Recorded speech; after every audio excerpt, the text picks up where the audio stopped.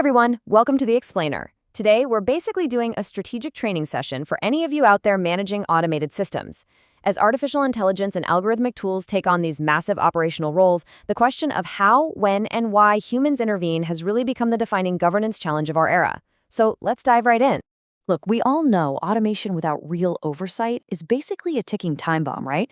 The line between a resilient operation and a total catastrophe usually comes down to one thing: an empowered human. We're going to contrast what it looks like when someone is actually positioned to save the day versus when they're just there to rubber stamp a disaster. To really get what successful human oversight looks like, we gotta rewind to 1983, September 26th. A Soviet early warning satellite system reported, with maximum confidence, by the way, that 5 nuclear missiles had been launched from the US. Now, this system was explicitly designed to remove human hesitation, but Lieutenant Colonel Stanislav Petrov, he deliberately hesitated. He spotted 3 massive red flags. First, a real first strike would involve hundreds of missiles, not just 5. Second, the satellite system was brand new and kind of glitchy. And third, ground-based radar just wasn't backing up the alert. So he violated protocol. He completely dismissed the alarm. And thank goodness he did, because he was right. It was literally just a sun glare glitch. No algorithm on Earth could weigh the strategic implausibility of that exact moment. His expert human judgment literally saved hundreds of millions of lives. Okay, so let's fast forward and look at the exact opposite scenario. What happens when that human override is just missing? Back in 2021, real estate giant Zillow had to write down a staggering $500 million and cut 2,000 jobs. Why? Well, they relied on a machine learning algorithm, the Zestimate, to buy homes at a massive scale. The catch was that when the 2021 housing market went completely off the rails with pandemic shifts and supply chain issues, the algorithm just kept blindly buying at 5 to 10% over market value. The crazy part, Zillow actually had human real estate experts on staff who saw the bubble forming. But those folks had zero formal authority to actually hit the brakes on the automated purchases. They were strictly advisory. They couldn't take action. So, our roadmap for this leadership playbook today is pretty straightforward. We'll cover automation's high stakes, the big shift from human in the loop to human on the loop models, how to prevent alert fatigue, avoiding the liability laundering trap, and finally, the 5 governance pillars you absolutely need to put into practice. All right, kicking things off with Section 1, automation's high stakes. Honestly, there's no starker example of the true cost of failure than the Boeing 737 MAX disasters, which tragically cost 346 people their lives. And here's the thing. Human oversight wasn't missing there. It was systematically suppressed. You had senior engineer Ed Pearson raising written alarms about a really abnormal production environment months before the first crash. You had quality engineer Sam Salapore documenting very specific manufacturing deviations. The humans were in the loop. They were trying their hardest to intervene, but the organizational architecture basically put them on mute. Boeing's culture at the time treated human oversight as a roadblock to schedule and revenue targets, and that ultimately cost the company billions and led to just an unquantifiable tragedy.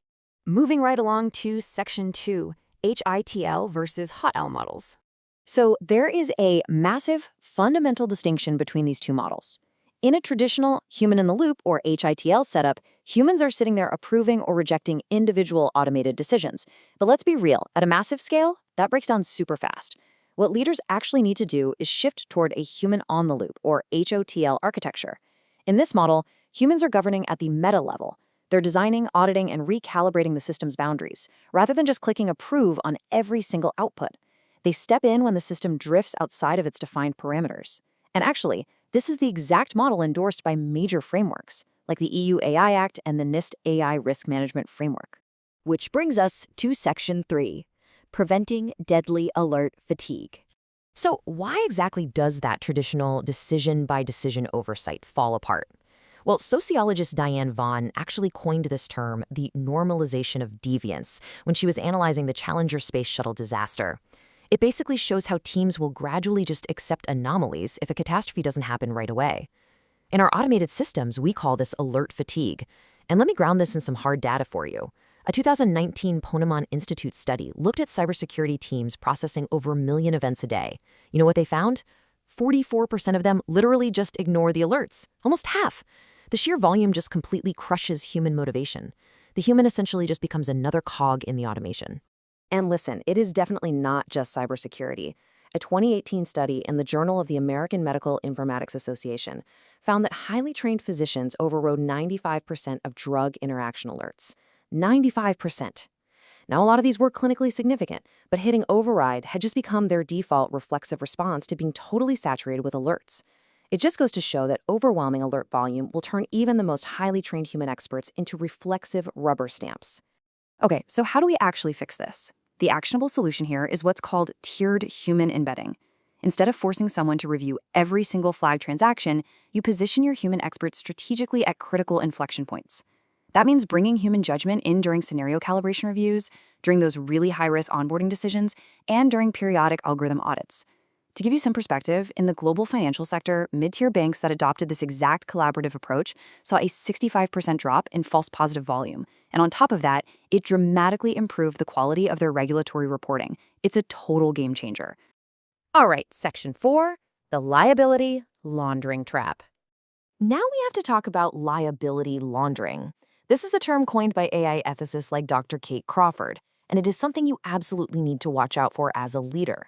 It happens when an organization inserts a nominal human review into an automated pipeline, but they don't actually give that human any genuine authority to intervene. And let's be crystal clear. Unempowered reviewers do not mitigate risk. They literally just absorb the legal and reputational blame for automated failures that they had absolutely no power to prevent. And that leads us to our final part, Section 5, the 5 governance pillars. To make sure your organization isn't just inadvertently laundering liability, leading researchers at MIT and the Alan Turing Institute have nailed down 5 structural pillars. These are absolutely crucial for transforming a mere human presence into actual systemic protection. Let's break down how this forms a cohesive blueprint for real, meaningful human governance. Pillars 1 and 2 are expertise and transparency. So, the humans at your decision points, they can't just be procedural box checkers. They need deep domain expertise to actually evaluate the automated output. Think of Stanislav Petrov.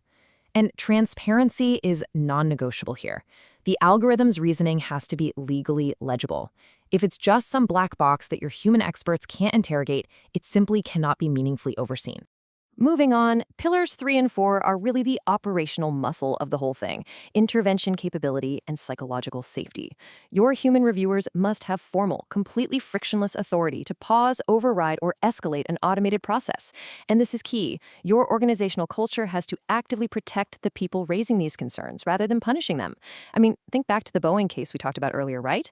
The failure wasn't a lack of warnings. The failure was the retaliation against the experts who were brave enough to issue those warnings. And finally, Pillar 5, organizational response. When one of your empowered humans escalates a concern, it absolutely must enter a documented, time-bound resolution process. Because let's face it, if an oversight signal just vanishes into organizational silence, that is functionally the exact same thing as having no oversight at all. Which leaves us with this final, critical thought for you to chew on today. Take a look at the automated pipelines and high-stakes tech around your own organization. Are your humans genuinely governing the loop, fully equipped with the authority and the safety they need to intervene? Or are they just sitting there, waiting to take the blame? Think about it. Thanks so much for joining this explainer, and we'll see you next time.